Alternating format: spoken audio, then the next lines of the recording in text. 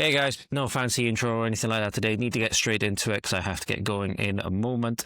But what we've got on today, ladies and gentlemen, the sort of breaking news, if you will, that's been breaking over the last couple of days, particularly with regards to Wales. There's a lot more things I want to go over, but stay tuned for that. Also, obviously, exclusive content in the YouTube members areas and on Patreon, all areas like that, ladies and gentlemen. Please go and check them out. Thank you all so much for your support, for your subscriptions, for your likes, for your comments, for your shares. As always, I greatly appreciate it. But you might have seen clips if you're on X or if you're on any other news outlet, or maybe not in the mainstream media or the newspapers rather of Wales. Vale Glamorgan, a Conservative councillor, was recently not only lambasted and kind of ridiculed on the floor of a meeting simply for pointing out the fact that those coming from France across small boats and doing so from a safe country and not fleeing persecution. He stood his ground, and as a result, he was removed. He was removed from the debate floor. He was removed from the council floor. So that's what we're going to be going over today, ladies and gentlemen. This is absolutely shocking. But this comes amidst, ladies and gentlemen, and it's worth remembering, if you live in Wales, we live in a devolved nation, immigration is not a devolved issue. Immigration is not a devolved issue, but yet we have constant being pushed through about nation of sanctuary, right, to the tune of £53 million in untold costs on private services and social cohesion and our demographics, right? At the moment in Wales, we are very, very lucky indeed to live in a very mostly ethnically homogenous nation. But as we've seen in England, as we've seen in many other cities, as we've seen in small towns like Luton, that can very easily change, ladies and gentlemen. Make no mistake, it absolutely is changing, and it's changing very, very rapidly. But all this is being pushed through. Now we have county, we have city of sanctuary, we have county of sanctuary now. So this is where you're seeing this ideology creeping through into all manner of public sector, right? All manner of community. And this is what I mean when I say, ladies and gentlemen, as you will know if you've been following this show for a while, no community is safe. No community is safe from the UN Agenda 2030. No community is safe from the globalist initiatives. They want it all, right? They want it all, in particular the farming communities, because they want to run all the farmers off the farms. They want to put all solar panels, and it is happening. Make no mistake, ladies and gentlemen, there's a farm on a hill just up behind me where I live in the Vale that is plastered with solar panels. Make no mistake about it. In many instances, it already has happened, but it is happening more and more and more each day in the pursuit of suicidal net zero. Whole point is to have us in a society on a farm like Animal Farm. That's the whole point, right? Go read that book if you haven't done so already. But luckily, you do have a few politicians, it seems, that realise the game for what is going on. Like I said, immigration, not a devolved issue. And you need to go look at the Senedd pages themselves to understand this, right? Immigration and asylum are reserved matters, which means there is very little devolved governments can do to change aspects of the bill with regards to the immigration system and stuff like that. However, doesn't stop local councils, doesn't stop National Senedd, the government in Wales, pushing through these suicidally, not even suicidally empathetic, these genocidal, if you want to take it to its logical conclusion, replacement agendas. In the Vale of Glamorgan Council on the evening of September 29th, this was, so apologies, I've been a bit out of the loop recently, a councillor, George Carroll, objected to the County of Sanctuary plans and objected to asylum seekers, quote-unquote asylum seekers, being labelled as being persecuted when they're coming over from France, right? Outright noting the fact that France is a safe country, right? And they tried to force him to go back and retract that statement. And he stands his ground nice and firm. There's a long video on this, ladies and gentlemen. We'll be showing some snippets now. But here is some of the scenes from that. I think it's important for you to see this if you haven't done so already. Here's him talking about the County of Sanctuary bill. And more importantly, a little bit later on, we're going to go over some responses to this. So eyes on screen or eyes or ears listening now, ladies and gentlemen, you're going to want to hear this, I promise you. In this debate, that it appears as though the vast majority of membership will not be supporting this motion. I would simply point out to all members, given the links between County of Sanctuary status and Senedd members' Nation of Sanctuary project, that opinion polling was conducted on that matter last week, and it showed that the Welsh public want to see this scrapped. So I do think that this debate shows that this council chamber, the majority of members, are out of step with what our communities want to see happen on this issue. Now, Councillor Payne, in her remarks disputed the links between illegal migration and crime, and Councillor Perks stated that there are no statistics that illegal migrants commit crime. I would simply refer to the fact that the clue is in the name. They are illegal migrants. They are here illegally. By virtue of being an illegal migrant, you have committed a crime. And so I was surprised to hear that statement. Now, the leader, Councillor Burnett, in her comment, referred to this authority's values, and she stated that she wanted me to be a lone voice this evening.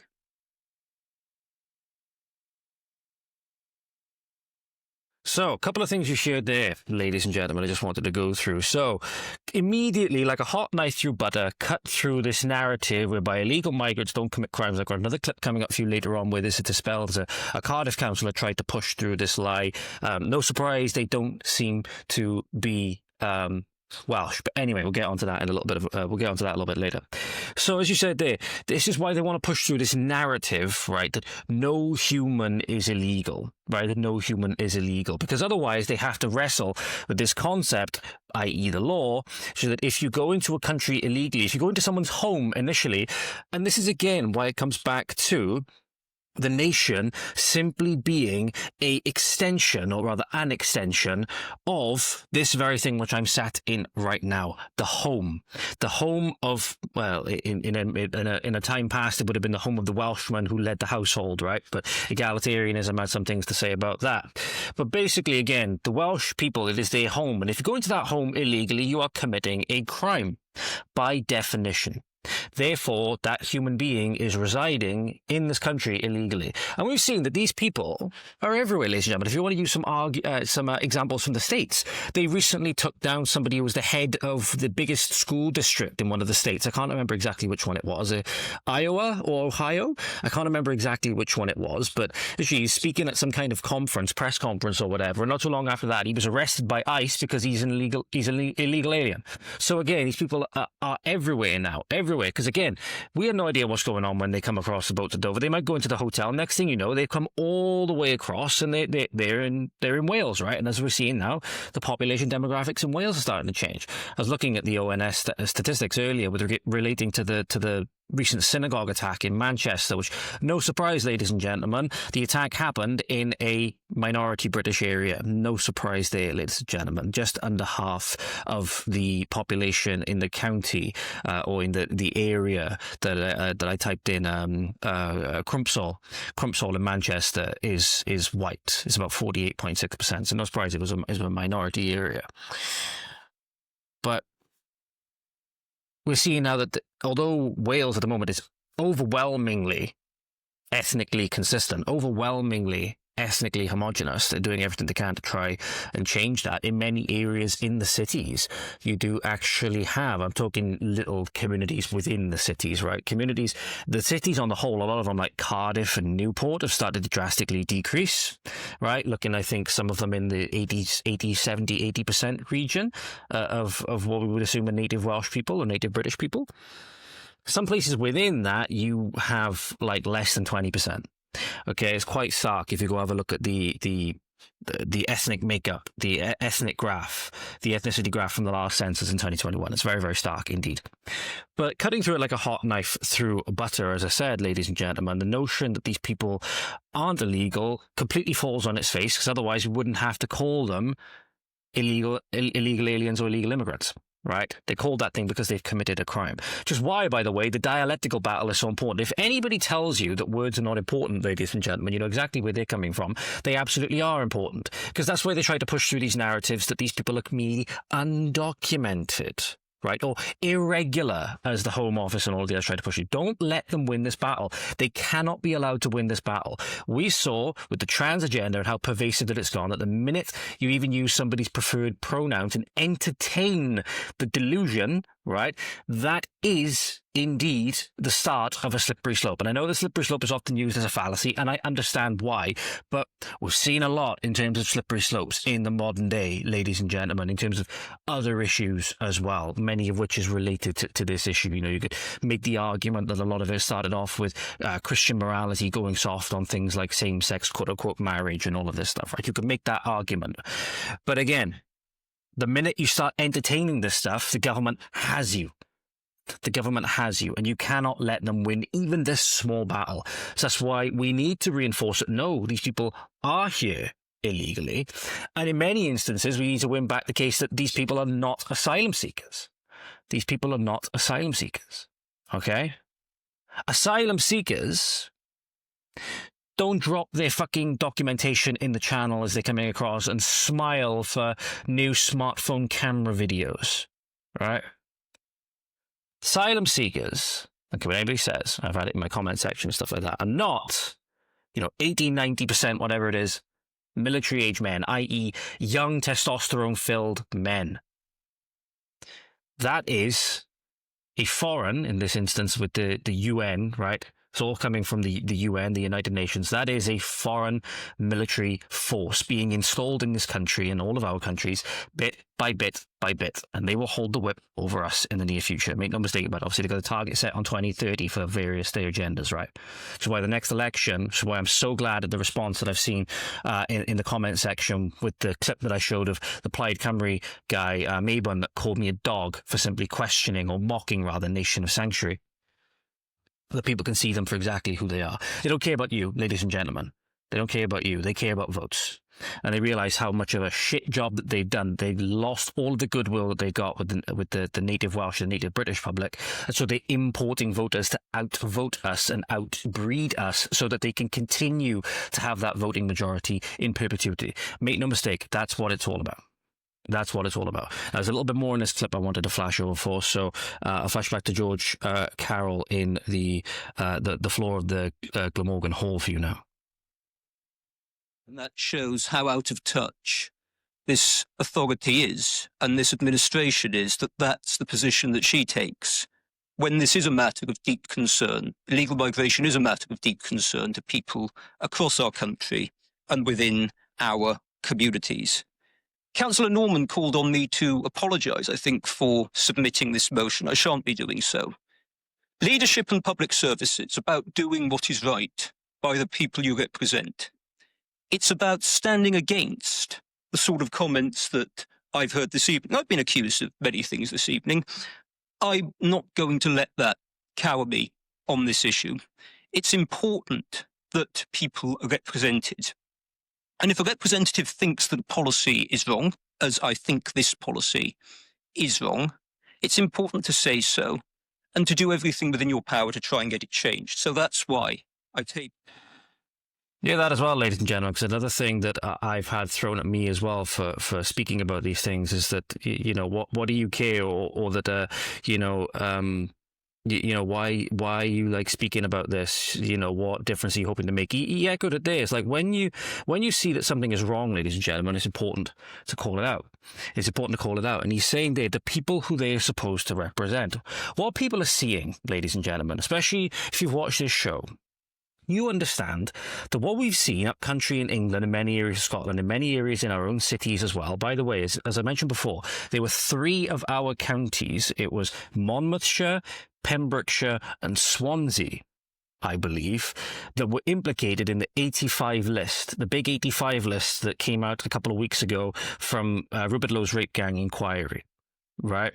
This is in, again, a very ethnically homogenous nation, and it's relating to the rape of Britain, rape of predominantly white British girls by predominantly Pakistani foreigners and other ethnic minorities as well. And obviously there were other ethnic minority girls as victims within that as well. Okay, but it was predominantly for one reason, or one combined reason, that these rapists did what they did, for ethno-religious supremacy reasons, right? All of the additional reasons associated within that, for power, for drunk on lust and all of these things, this bestial, drive to just conquer, right? And obviously throw in the religious motivations and all of that, right? All of those things can be encapsulated in this ethno-religious framework. So you have 3 counties already that are implicated within covering that up, right, in a very ethnically homogenous nation. So it just goes to show that seemingly you have problems with this wherever there's seemingly any. But again, no direct things have come from that as far as I'm aware. So I'm not going to make that full assertion at the moment. But people have seen, the reason why people are so concerned and hostile at the moment is because it's what infuriates me when people get into this mindset. And I try to say to people, I'd be like, if you were living in a place like Luton, you'd feel extremely different. People look over, they see what happened, right? And they think, holy shit, that could be here. Holy shit, that could be here. They see what happened in London. They see what happened in Luton. They see what happened in Telford, Oldham. All of these places, right? As Charlie Kirk said on the Tucker Carlson show before he was assassinated, nothing less than an ethnic cleansing has happened in London. Because it's all been done by design, and Keir Starmer said so, which we've known all along. It's been to replace the native British people so that they can be voted out, so that they can be subject to this authoritarian rule, so that they can be subject to digital ID and central bank digital currency, social credit system, all the rest of it, right? It's to provide the reason. It's to provide the reason. Right. And in many instances now thinking they have to do it for their own safety or whatever, when we know it's not. I've got some really harrowing video from China to show you what it will actually be like, ladies and gentlemen. And it will be like Animal Farm, which you should really go and read if you haven't done so already. In fact, I might do a members video on that in the near future, because it's extremely, extremely important.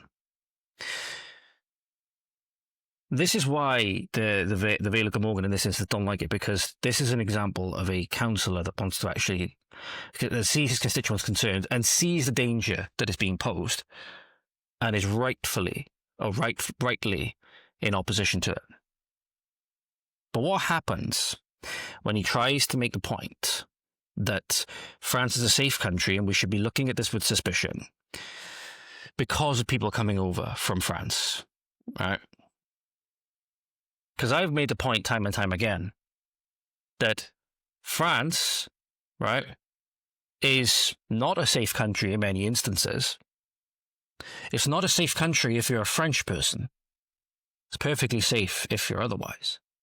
And think about it, they go through multiple safe countries often to get here. Why? You have to ask yourself why. If it's just asylum, if it's just safety from persecution that they seek, right? Why would either they not go to the nearest safe country or maybe to the next one over to give themselves a little bit of a buffer zone?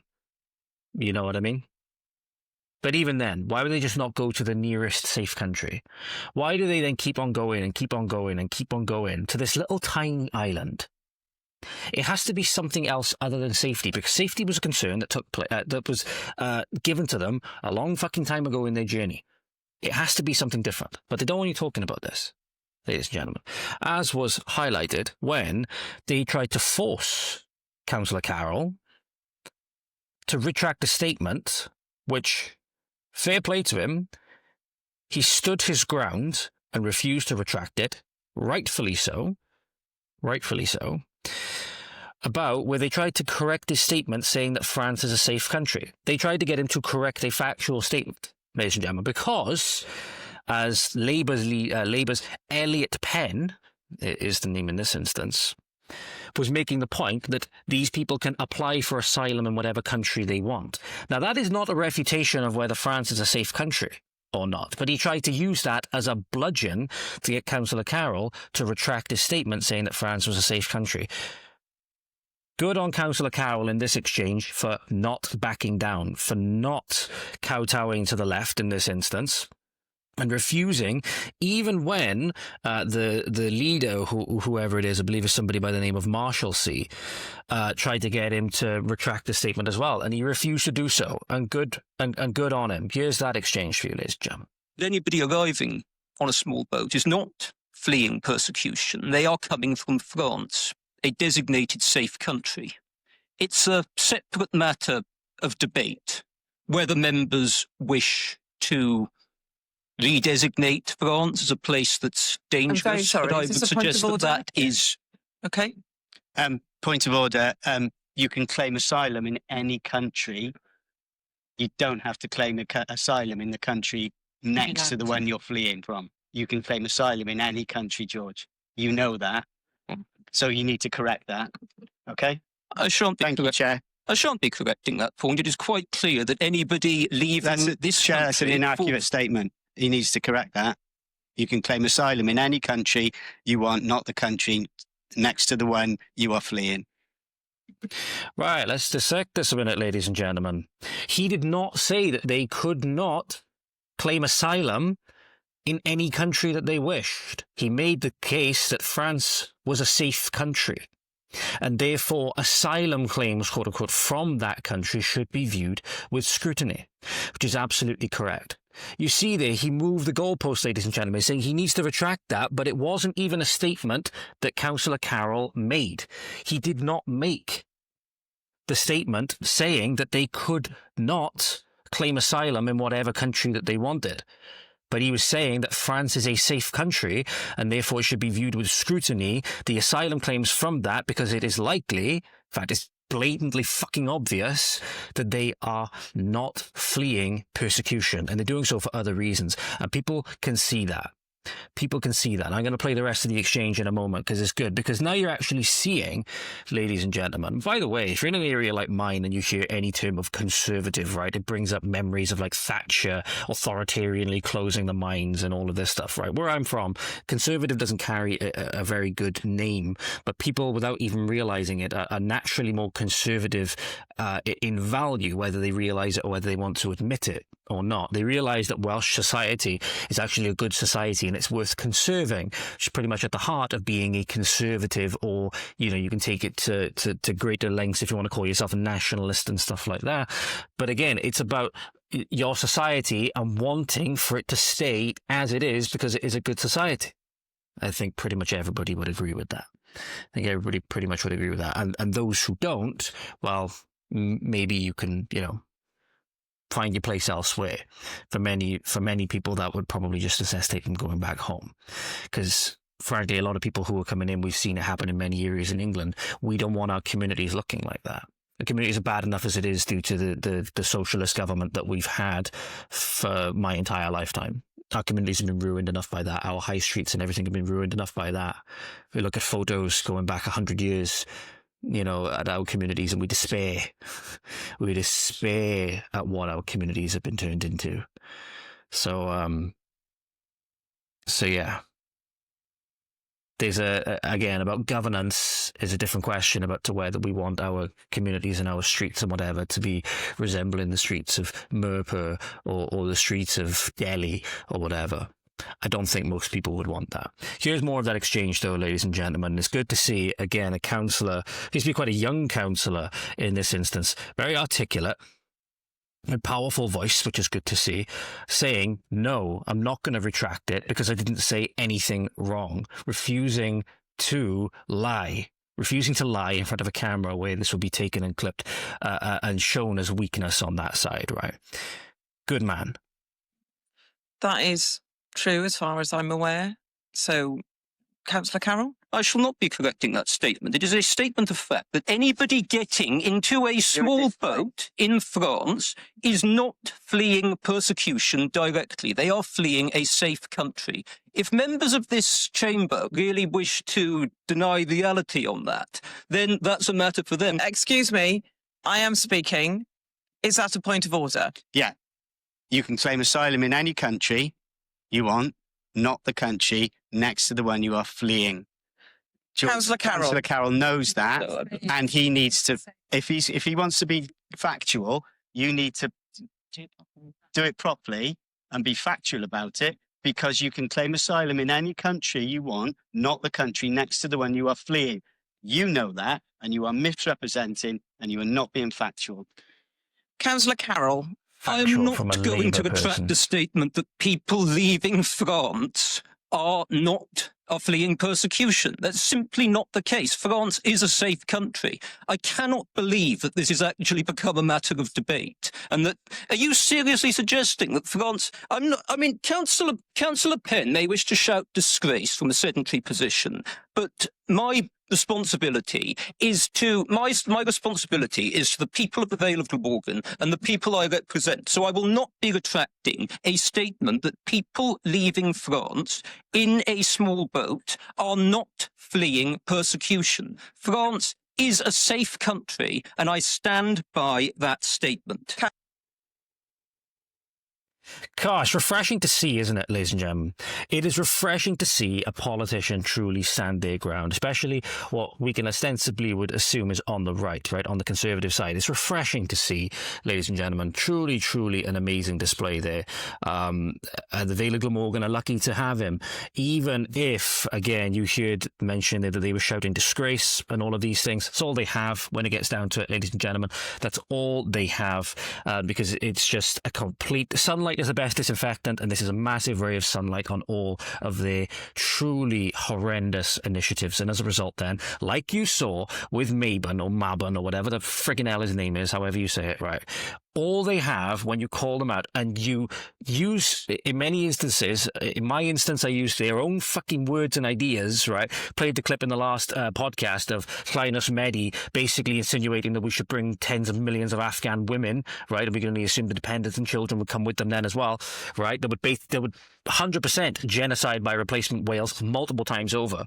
When you use their own words and ideas, they don't like it. As a result, all they have is insults. All they have is disgrace. All they have is Chihuahua sent to bark. And that's when you know. You only take flack when you're over the target, ladies and gentlemen. You don't take flack unless you're over the target. So that's what you're seeing there. George is right over the target. You know, Mr. Carroll, sorry, I should address him properly. Councillor Carroll is, again, right over the target and refusing to back off and cede that ground, which we've ceded enough ground, ladies and gentlemen. Something happened recently where allegedly a news headline broke that it was, or a news headline did break, but trying to insinuate that, in fact, Aqsa Kabana was not an Islamist, despite saying, or was not a radical Muslim terrorist, despite saying that even within the article, you had to go all the way down to paragraph 18 to find it, mind, ladies and gentlemen, that he did, in fact, have what is termed as the ISIS training manual. I've forgotten the actual name of the document off the top of my head, but was deemed the ISIS training manual, and obviously had enough ricin to poison the entire community, pretty much. One of the members, Adnan, came out and said, "Can we get some apologies?" And I was like, no, because in all probability, in fact, I'll see if I can find the post that I made on it. Because the biggest thing is, ladies and gentlemen, even if I was wrong on it, on that particular issue, why we shouldn't be apologizing to these people is because we don't need to apologize for being under. We don't need to apologize for being under colonization, ladies and gentlemen. Right. Sorry, ladies and gentlemen, it won't let me find the post, but essentially what I was saying, we've had so much done to us that even if this one issue, would be wrong, we don't owe you guys an apology for everything. We don't owe an apology for being under colonization, and the whole thing is very, very convenient because we've seen how the mainstream media, the government, will bend over backwards to protect these communities, how much they will lie, how much we cannot trust them. Right, in terms of the Southport issue, how much they lied to try and push across this agenda that Aqsa Kabana was this little Welsh choir boy and all the rest of it, right? Even so much as putting up those, pictures of him as a child and all the rest of it. And then his mugshot came out and it was like something out of a fucking horror film, right? You had all of these things. And I thought, given, I haven't seen any evidence that, he could be seen as being insane at the time of the attack. There's word that he's been attending the mosque in prison and all of these things, right? Why would we assume anything different, first off, given what we know, and then it's very, very convenient that this has happened. But not only that, don't you think a person who was not in any insane frame of mind, maybe understanding, having grown up in this society and seeing the indoctrination that takes place with regards to us, and basically that they can do anything with impunity. That's basically what DEI is the cover for, to allow them, because of virtue of their race, ethnicity, etc., to be able to do whatever that they want, that he could potentially game the system. That he might have downloaded quote-unquote, anti-Islamist material and all of these things, right, another anti-Semitic material or whatever, as a cover, so that our media would run with it, so that our politicians would run with it, in the same way that Adnan did. So yeah, no apologies, no backtracking, not one step back, ladies and gentlemen. This is the fucking fight of our very lives. This is the fight for our existence. I made no mistake, it's not just with people here that want to turn our country more into what their homelands look like, to the countries that they come from, and turn it more to what they're used to, right? In many instances, that will naturally result in our second-class status as citizens, as we pay jizya and all of this stuff, right? Not only do... I just realised I might have hit the microphone there. Not only that, but they're being used as a weapon on behalf of globalist interests that go far beyond them. The UN and stuff like that, that's the ultimate enemy for us in this instance, ladies and gentlemen. The ones who are importing all of these people here, who our government are truly subservient to, they've decided they don't want to represent us anymore. They could stop it like that if they wanted to. But they won't be invited for caviar and wine at Davos next year. Remember who they sold you out for. But shouldn't surprise you, ladies and gentlemen, I think he mentioned as well that one of the council leaders, Liz Burnett, defended her decision to designate the area as a county of sanctuary. I wonder if she actually asked her voters if they wanted that. She said a motion which recognised illegal migration put pressure on public services was inaccurate, completely out of touch and obviously completely false, ladies and gentlemen. But here's what Councillor Carroll was referring to, it seems. I was so disappointed to see this motion today. I actually can't find a single part of it which may even loosely be called accurate. I hope tonight we can reaffirm our support to be a county of sanctuary for all, just as in that scrutiny committee, let Councillor Carroll be a lone voice. The people of the Vale of Glamorgan need to see exactly who would turn their backs on them in their hour of need. So I echo Councillor Johnson's call for a recorded vote. Thank you, Mayor. It's exactly everything they accuse you of, ladies and gentlemen. But where she says it's important for the people of the Vale of Glamorgan to see who would turn their backs on them. People are so angry because they've seen their politicians turn their backs on them for generations even. For generations, you could say, but certainly the last 5 years in such massive, massive ways. People are angry, people like Liz Burnett, because they've seen that it's exactly people like her that will turn their backs on them, who've turned their backs on the Welsh people. They don't like it that they'll see somebody like George Carroll, and he will have a massive pull, massive appeal, because he's actually willing to stand up to the status quo that people are sick of. But you see that there was one very insidious statement in there, ladies and gentlemen, that shows exactly how far they want to push it. And they don't actually care about people being marginalised when it's not in their interest, when it's in opposition to them, ladies and gentlemen. Let him be a lone voice. They want you alone. They want you scared. They want you isolated. Right? They want you to shut up and be silent and compliant. That's what they want, and they'll prey on that, and they'll mock you for that. They'll mock you for standing up, right? Because they feel as though they hold all the cards.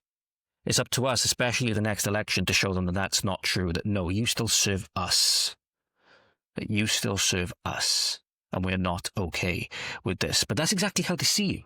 It's exactly how Mabon, like I said before, when he says Chihuahua centre-back, he doesn't have an argument. He can't call me a liar because I'm not. All they have are insults and trying to make you feel small.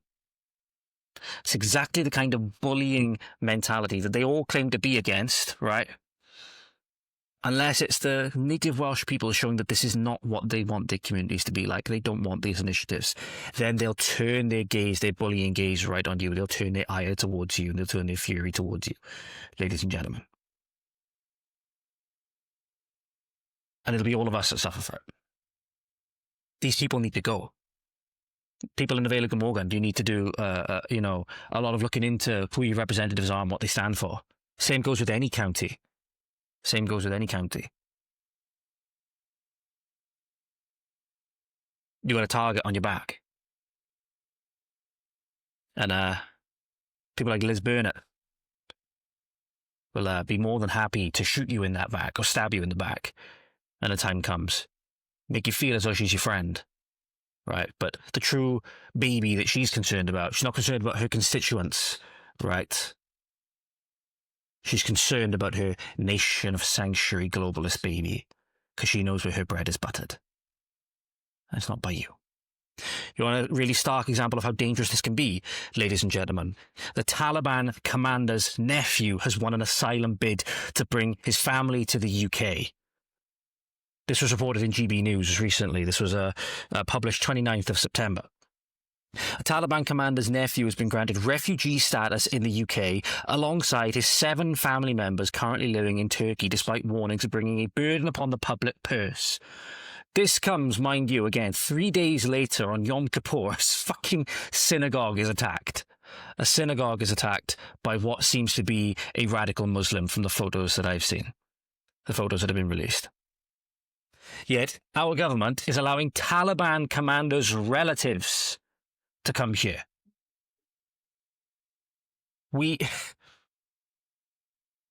There's no words. There's no words, but this is nation of sanctuary in a nutshell, ladies and gentlemen. It's anybody that's not white, not British, they're inherently oppressed under the anti-racist, intersectional framework that all these globalist organizations are foisting onto us through the education system and all the rest of it and what our politicians are using. Again, it's communism 101. There's always an oppressor, there's always an oppressed, right? So anybody that's coming from anywhere else in the world, especially if they happen to be of certain religious ideologies and certain ethnic minorities, they're always oppressed no matter what. And as a result, they can do no wrong. As a result, they can do absolutely no wrong. That's where this gets you. It gets you letting Taliban commanders into the UK. It lets you letting a bunch of Afghans in when they didn't even help our soldiers, right? An immigration judge has granted the request despite none of the family speaking English, but it was deemed they had no options and were unable to be returned to Afghanistan. They obviously were, but anyway. It reminds me of when, again, how they said none of the family speak English. There was a grooming gang that went down recently, ladies and gentlemen. I'm not sure if you saw it. I forget the exact area where they were based now. I want to say it was Telford, but I can't remember if a location was given. Charlie Peters reported it. I believe there were 7 of them. Initially, but 6 of them got convicted. Crimes... Sorry, ladies and gentlemen, my dog just sat up on the sofa. Crimes took place about 20 years ago, mind. 3 of them still needed interpreters. It was a picture of the lack of integration that we've seen time and time again, but you get called racist if you say it.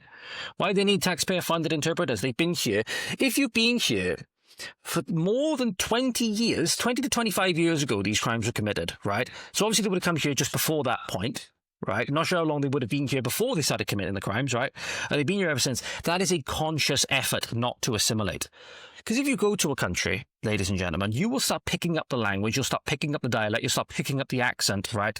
The longer you stay there. It's inevitable. If you don't, that is a conscious effort for you to do so. Either because you've consciously kept yourself in the ethnic minority enclave that you've created, which, by the way, again, one of the things when you put a mass amount of people in, it removes the need to assimilate because they can just set up their own little enclave where they don't need to speak English. They don't need to abide by our laws and our customs, right? They'll set up their own courts and all the rest of it. All of a sudden, we have parallel legal systems within the UK and religious tolerance is a great British value. 20 to 25 years since these crimes have been committed. That's how long it took for justice to be done, mind you. And not only that, 3 of them needed interpreters at trial. Taxpayer funded. We're a joke. But people are not coming here because it's for the benefits, ladies and gentlemen. There's, what's his name? Elliot, what's his name? Elliot what? Elliot Penn, sorry. And you know what makes it worse, ladies and gentlemen? The Senedd is an absolute dumpster fire as it is anyway. I understand why some people want to abolish it. I'm not even necessarily for that, right? I don't have enough information, in my opinion, to make that kind of decision. I will say in my 26 years of existence, the Senedd hasn't exactly been a great thing for Wales, right? You have Senedd members already being basically part-time. Where you have people slaving away 60, 70, 80 hours a week, right? Just trying to make ends meet, 2 jobs and all the rest of it. They can't even be asked to turn up on the floor, seemingly, a lot of the time. Because there was an unnamed Senedd member that attempted to vote in a debate recently from the car. Obviously, at least the vote was not accepted. But this just goes to show, either they just couldn't be asked to turn up, or obviously they couldn't be there on time or whatever, right? But for the money they're being paid, ladies and gentlemen, you'd think at least they'd be on time. And don't get me wrong, I've been in situations I'm not the best at turning up on time, I'll be honest. It's something I've never really been that good at. But for fucking 70 odd grand a year that these guys are being paid?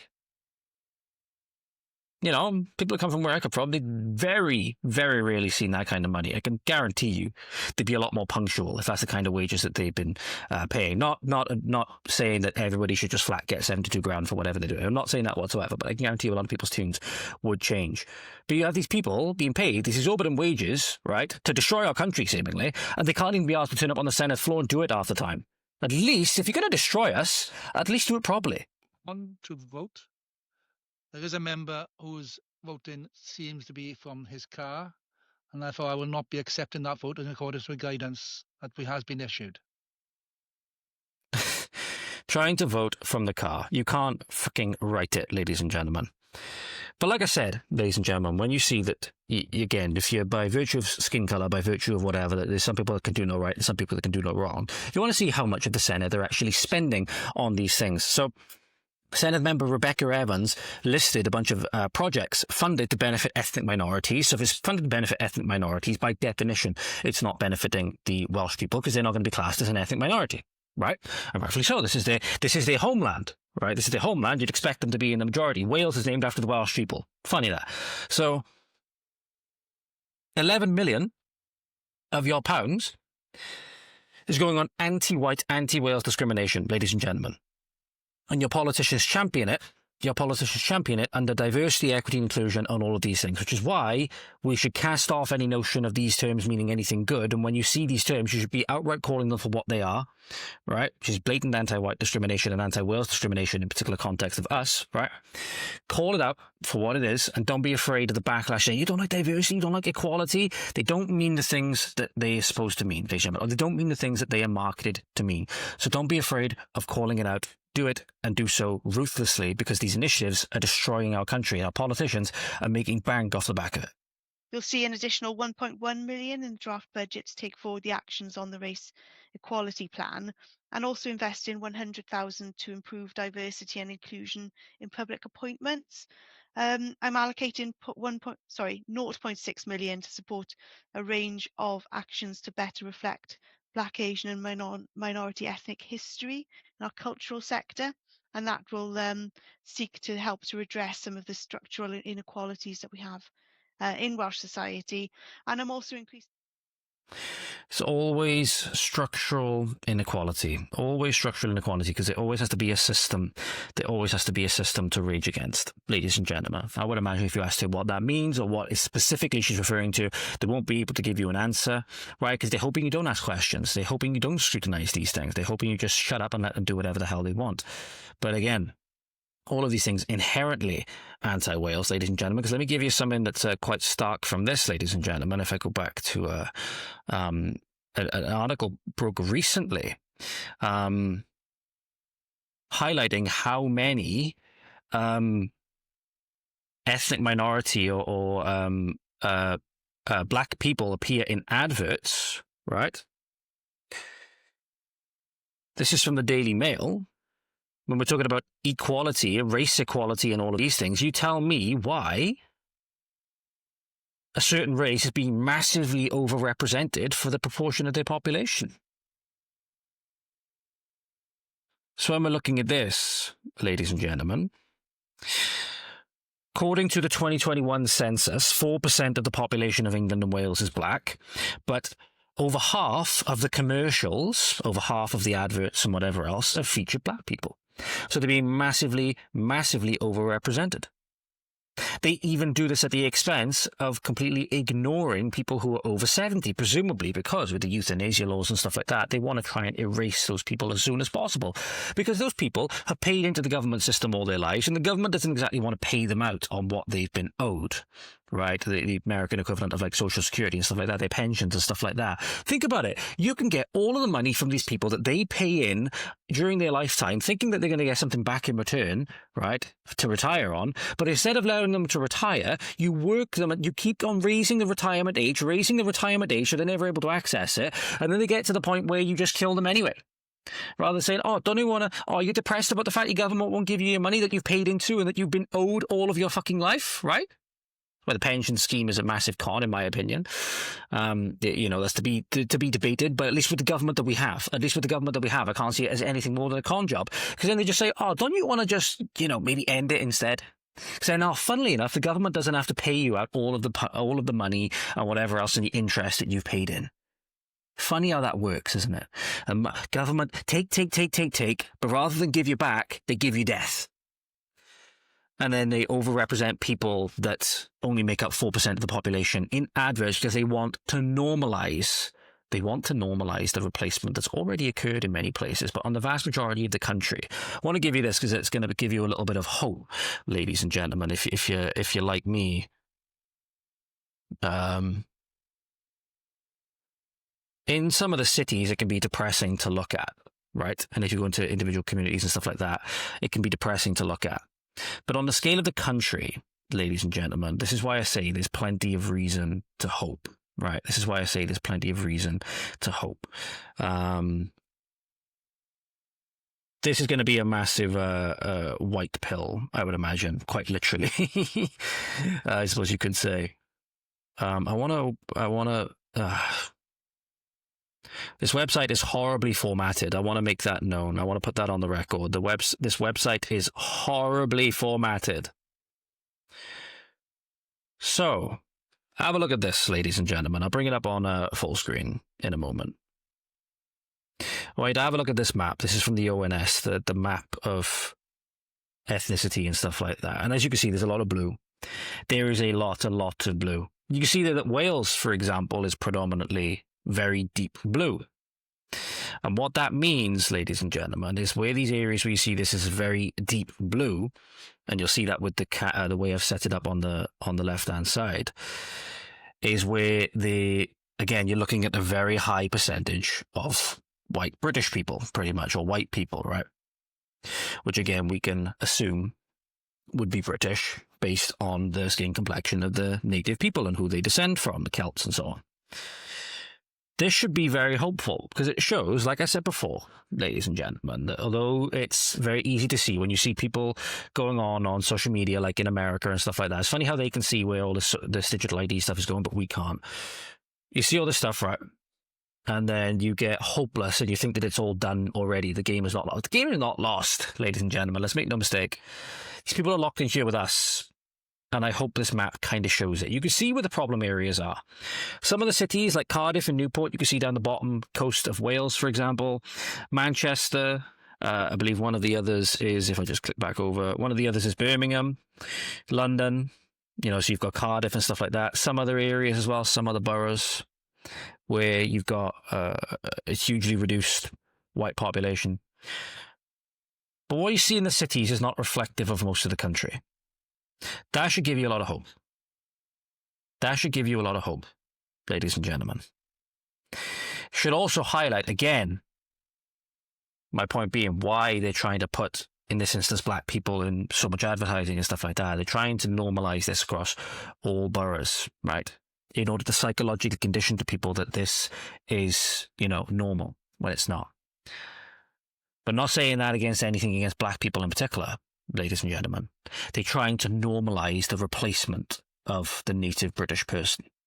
And as a result, then people will not think about it. They won't think about how they're being replaced. They won't think about how immigration is then not only putting strain on public services and all of these things. So think about it, ladies and gentlemen. You only need to analogize the country to a human body.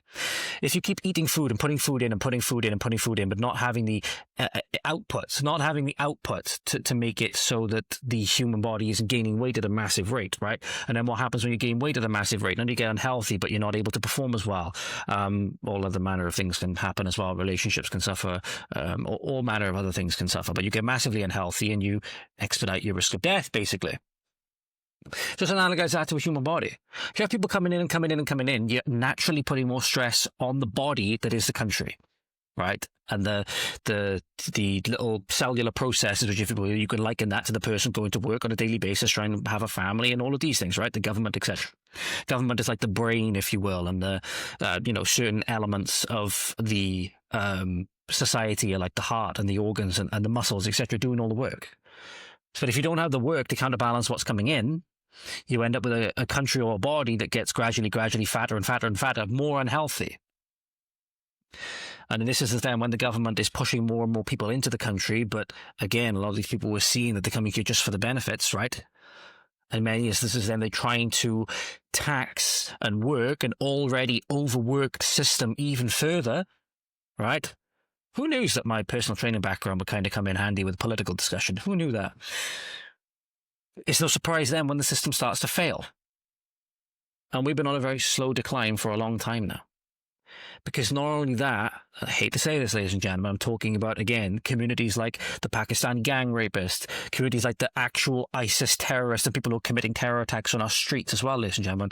The government has decided not only to bring in a bunch of extra food surplus to stress the body that it needs to deal with, it's also decided it's going to inject it with a bunch of poisons and all the rest of it. That's just the reality of what it is. That's just the reality of what it is. What have these Pakistani gang rapists added to our communities? Right? What of all these terrorists and all these ISIS sympathizers and all the people waving Pakistani and Indian, the nationalists for where they come from, right? And they want to turn our country into the place where they come from, right? Many is bringing their own ethnic and religious conflicts over to us that we have nothing to fucking do with, right?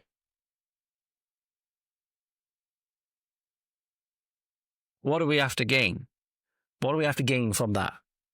And we've seen with how much our societies have decreased, ladies and gentlemen, how much they've declined, we've done nothing but lose.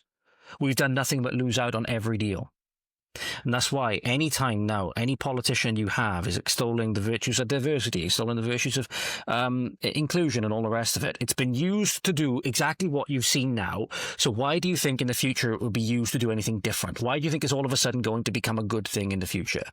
Right? We've seen in many instances now that even with very, I talked about the councillor before, that we seem to have these very, you know, foreign MSs or foreign councillors and whatever, trying to push these diversity agendas and all the rest of it, which is doubly insulting, right? It's insulting enough when our people do it. It's doubly insulting when different people do it.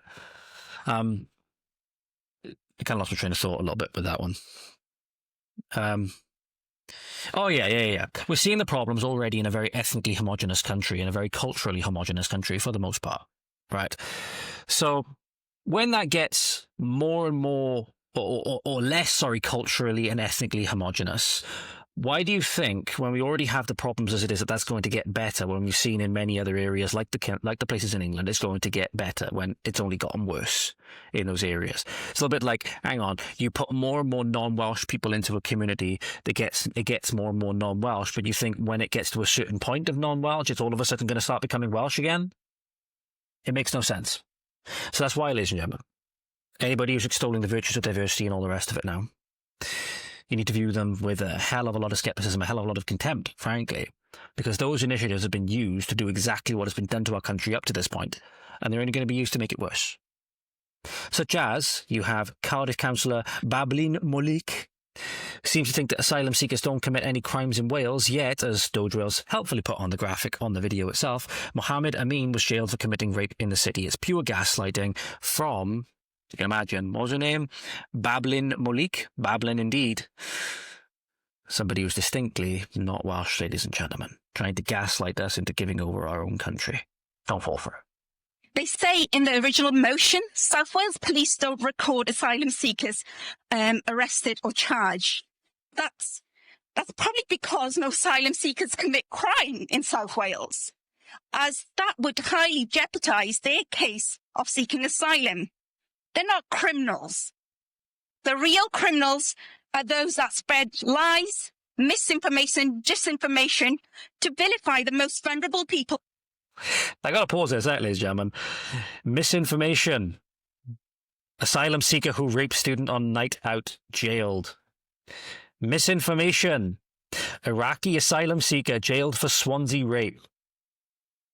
You don't need to see any more of that video. It's an open and shut case. I don't know about you, ladies and gentlemen, I am tired, not only of frankly, of foreigners in our political system, right, using our political system to destroy our country, right, alongside the traitorous politicians on our own, of our own people that are willing to do so for their own political gain, right? I'm sick and tired of the gaslighting. I'm sick and tired of the gaslighting. So thank you to Senedd Waste for putting those up there, because it just makes it very easy to see that this is just an open and shut case. No, do you want to know why they don't record the data? Because they don't want people to have data to point to highlight the truth. That's why they don't record the data. Because if you don't have data to point to, ladies and gentlemen, it's hard to make a credible argument. Right? If you don't have the data, for example, on asylum seekers committing crimes, it does not mean that asylum seekers don't commit crimes, because absence of evidence is not evidence of absence, as the saying goes.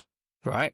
But that's what she's tried to do here. She's tried to use absence of evidence to imply evidence of absence when we know that they're taking place. And there's been, again, assertions from other people via investigations and so on, that these people were coming here from outside, potentially even 20 times more likely to commit crimes. And you tend to see then they're of a very sexual nature for the most part, or of a terroristic nature. And that's just the way that it is, unfortunately. This is what happens when you have a government system that's not set up for the people, ladies and gentlemen. It's not set up for the place that it's in. It's a traitorous government. That's just what it is. And it's been growing its roots, right? It's been spreading its roots, like, you know, the Upside Down in Stranger Things, you know, it's spreading its, you know, tendrils through the community and so on for a long time. This is Tony Blair a little while ago, right? Again, the one who said we had to go to war with conservatism, the force of conservatism, the one that said we had to rub the right's nose in diversity. This is Tony Blair saying that we need to have systems that basically deal with and predict criminals before they're born, ladies and gentlemen. I want you to look at this and then see exactly how much of what he said has come true simply from his agendas.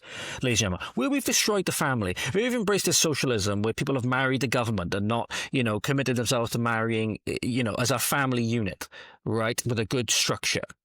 A good and virtual structure, aspiring towards a higher good and all of these things. As we've done the exact opposite of basically what the Bible would say, it's funnily how everything seems to have gone kaput. I was told that, you know, by letting that stuff go, that society would become better. We go into this age of utopia and so on. But it seems as though without those guardrails, without those things to keep us in check, ladies and gentlemen, things very quickly fall apart. Just have a listen to this from Tony Blair from 2006. From 2006. I see exactly how much has come true from the philosophy that the left have peddled, really, ever since I was born and potentially even further back since then. The information held on you and your children will be used to stop crimes being committed even before they've taken place. Very nice. If we're not prepared to predict and intervene far more early, then there are children that are going to grow up in families that we know perfectly well are completely dysfunctional, and the kids a few years down the line are going to be a menace to society and actually a threat to themselves. I'm interested in how early, because a lot of the evidence suggests you need to be getting in there while the child is still in nappies, frankly. Or pre-birth, even. Or pre-birth. Or pre-birth, even. And just look at the complete, you know, nonchalantness with the way he says it. Yet now, when Blair's Britain, arguably, because, again, we had Blair through 1997 and so on, we had, again, Brown, which is basically just an extension of him, and now we have Keir Starmer, which is basically just a puppet that sits on Blair's lap, right? They're basically fulfilling Blair's wet dream of digital ID and all of these things. The country is more divided than ever. The country is more dangerous than ever. People are more angry than ever. It's almost like the exact opposite of what Blair said would happen as a result of his policies and his initiatives has happened, because they're coming from a deeply evil place, ladies and gentlemen. Everything that he said would happen has indeed happened, but it's been from his worldview, not what he said would actually bring it, right? The right was right all along. That's just the reality, ladies and gentlemen. Because think about this, ladies and gentlemen, getting to them when they're in nappies, ladies and gentlemen. Have a look at this video now from young children in China being forced to get vaccinated. It looks like something out of Squid Game, ladies and gentlemen, for children, because they literally hear, I'm just going to make sure there's no there's music in the background, right? So I'm going to mute the video and I'm going to play it over the top now. You'll literally see they've got masks on, young children stood on these specific blue squares. They literally have QR codes hung around their necks, ladies and gentlemen. Here's the video on screen for you. They literally on these squares, masks on, again, like we done with the social distancing. This is exactly what you saw about 5 years ago in Tesco, right? But look how insidious this is. They literally have kids with QR codes around their necks. It'll just shock me how many people will look at this video and not see a problem.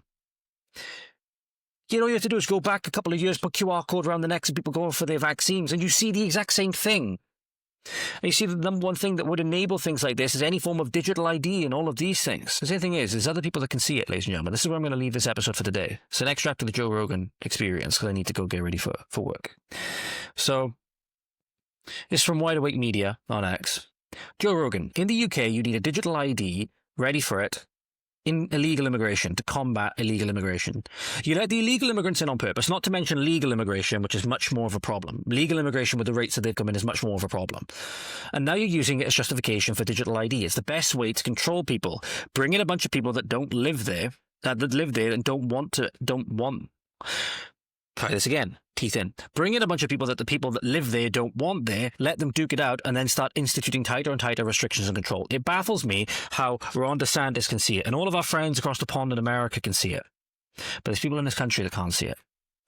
Maybe, you know, big famous bald head man, big famous bald head influencer man will be able to make it clear for you, ladies and gentlemen. I'm not speaking condescending to you guys, my people, because I know you guys get it. I know you guys get it. But maybe you can send this, maybe just this extract of the podcast, send it to a friend who doesn't get it. If Joe Rogan can see it, you know, if Ron DeSantis and the people across the pond 4,000 fucking miles away can see it, surely we can see it when it's right in our communities as well. That's why we have to resist. There's a lot of stupidity with our freedom, but that doesn't mean the government should be fucking spying on you. The thing is, in other countries, they just are. Like in China, they just are. They already have the social point system. Social credit score. Yeah, social credit score. Oh, yeah. Yeah. So if you jaywalk and they get a photo of your face, so they have biometrics, they get a photo of your face, they know it's you, your thing gets dinged. Now you can't buy a plane ticket. It's like Black Mirror stuff. Yep. Yeah. Oh, it's just like reality. That. Well, they're passing that in the UK right now. In the UK, you need a digital ID to combat, ready for it, illegal immigration. Well, motherfucker, you let the illegal immigrants in on purpose.